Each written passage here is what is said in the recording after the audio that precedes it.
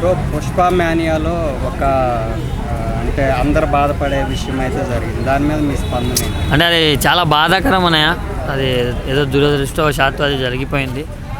So కొంచెం families కావచ్చు, fans కావచ్చు, ప్రతి ఒక్కరూ కొంచెం రష్ ఉన్న దగ్గర కావాలని వెళ్ళకండి.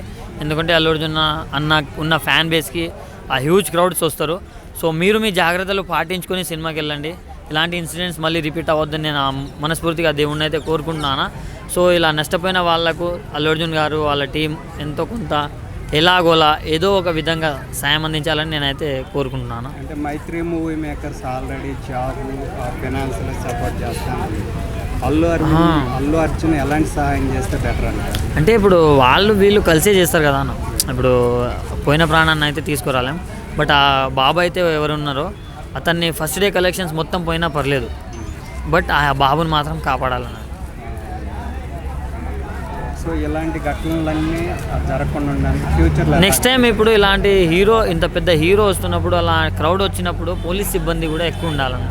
సో ఆ పర్మిషన్ తీసుకొని ఆ వేంటో ఏర్పాట్లు చేసుకున్న తర్వాత రానివ్వాలన్నయ్య. మీరు వెళ్ళారు అది జరుగుతున్నప్పుడు ఆల్రెడీ రివ్యూ చెప్తా ఉన్నా నేను కూడా ఉన్నా.